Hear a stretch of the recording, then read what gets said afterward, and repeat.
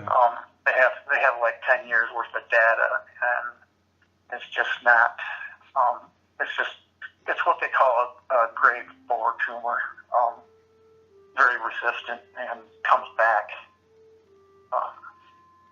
Very resistant to any type of treatment, things like that. So is the treatment supposed to? I know.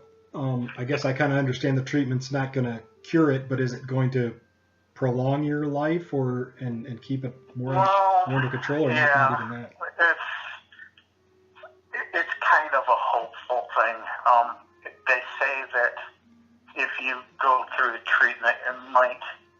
It's always different in everybody's situation, but that usually in this type of tumor, it's not very effective, and it could buy you 2 months, it could buy you 3 years, but in most cases, people with this type of tumor don't go much beyond 2 years. Once they've been diagnosed. Yeah, diagnosed. Okay. Wow. So, yeah. I'm good with where I'm going. I'm strong in my faith. I know what's going to happen to me. So I'm not sitting here, feeling sorry for myself or anything like that. There's a reason why God put this in my life, and I'll get through it, and I'll end up in heaven with Jesus. So. Do you have Wi-Fi there at your place? Yeah, I do. So if I send you some stuff, yeah. Okay. Yeah. Yeah. Are you talking about internet? Yeah, I got internet. Okay. Absolutely. Okay, because my son Caleb in the middle of January broke a bone in his foot, and oh man, and missed basically the rest of the season. I mean, he played a couple minutes in their last game, but I mean, it basically it washed out his whole season. And right. So I sent him something that I kind of remember from my divorce separation days. You ever heard of Michael Card, the Christian musician? Yeah. Yeah. He put out he put together a series of videos about lamentation as worship, and I thought they were really good. So I sent them to Caleb. So that's probably what I'm going to send along to you. It's good stuff. I think that's great.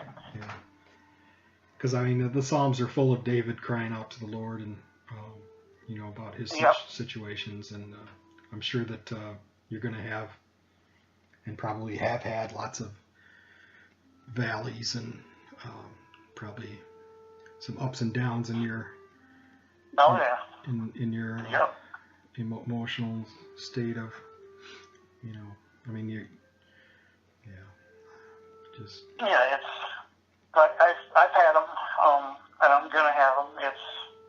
The initial one to me was, when they told me, that I wouldn't be able to drive or work or anything anymore. It's just like,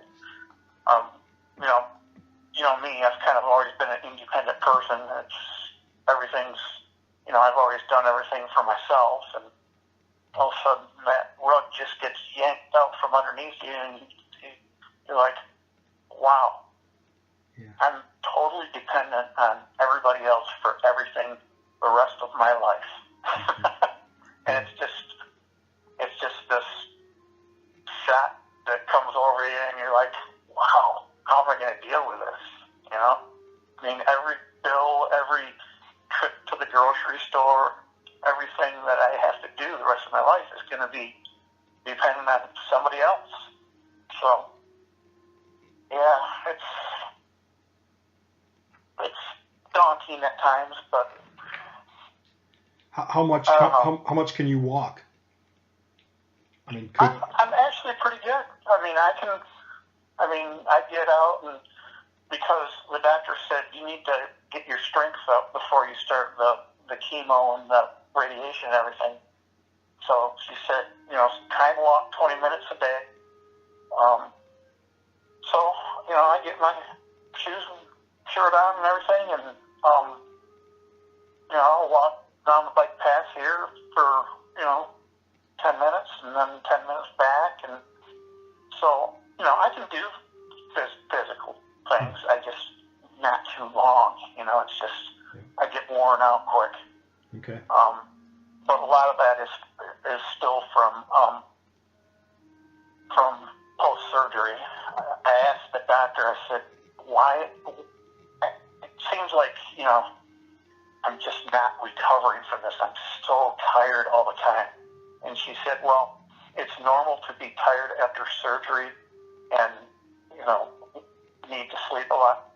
But in your case, with the surgery being on the brain, we've invaded your brain, Mm-hmm. and she said that's even worse than just like a appendectomy or something like that, where you're tired after surgery and you need sleep.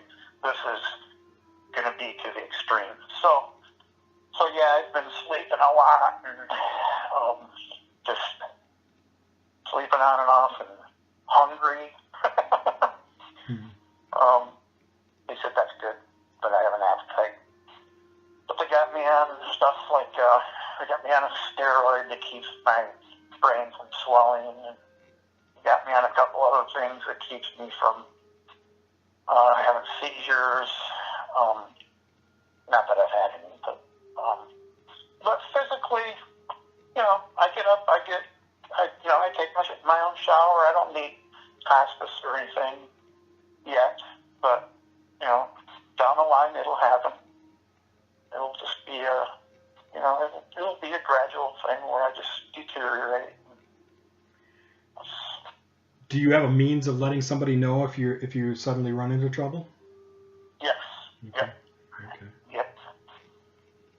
I can imagine that could be any time. I mean, I don't, if you were to have a seizure or something out of the blue, you have a means of. I asked the doctor that, and she said it's not likely Mm-hmm. at this early stage. Okay.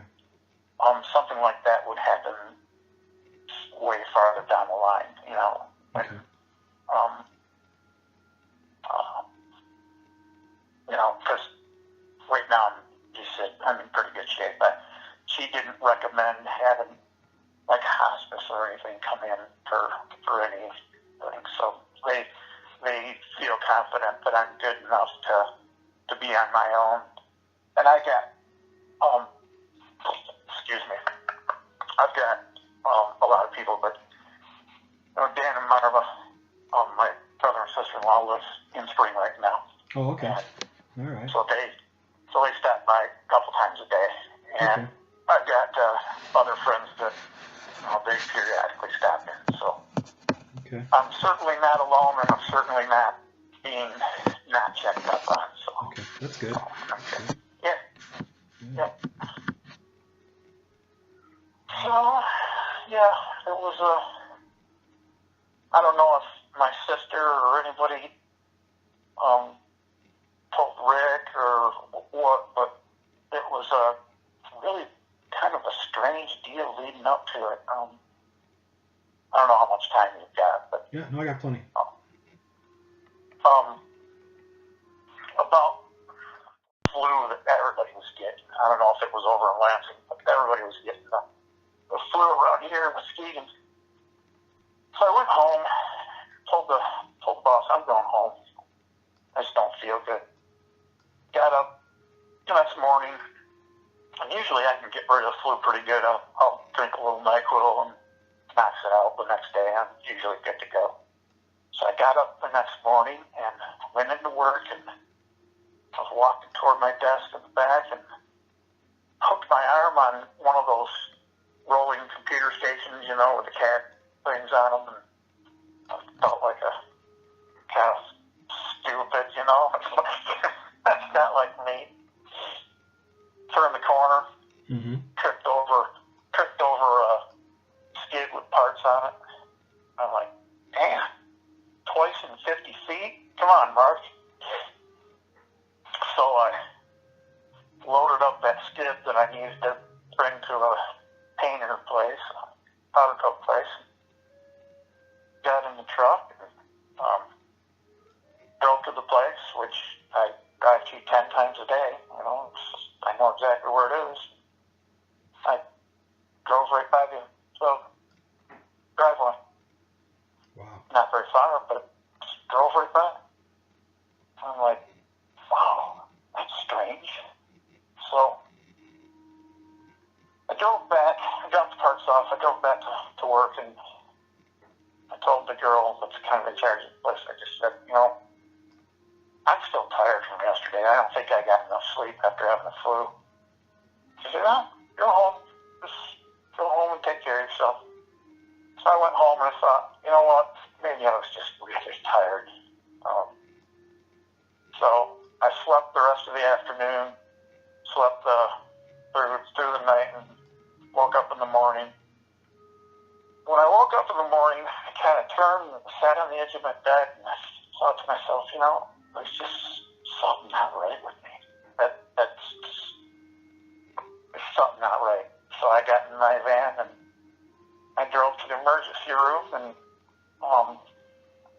they basically asked me a bunch of questions, and they said, well, we're going to take you down and give you a CAT scan. So they took me down and gave me a CAT scan, took me back up, sent me back in the room. I was laying there, and within 20 minutes, 2 doctors came up and said, Mark, we're going to send you up to Hagley and Muskegon for additional tests, but we think you have a brain tumor. Whoa. Yeah. Yeah, so they sent me up there, and, you know, within 24 hours, they had done more tests. They gave me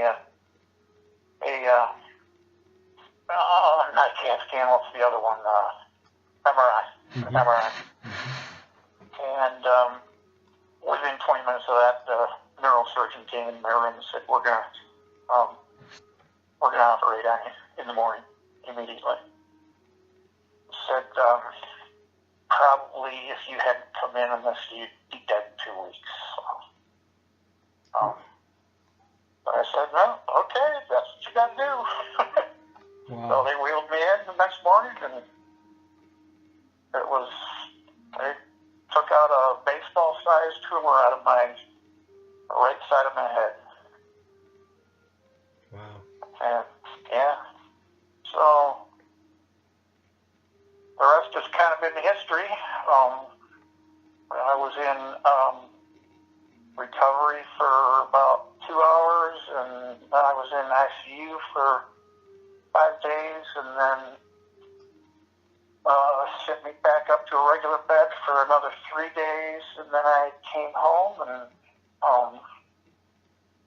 here I am. So they told you they told you basically right after the surgery, or during that was that when they told you no driving and working?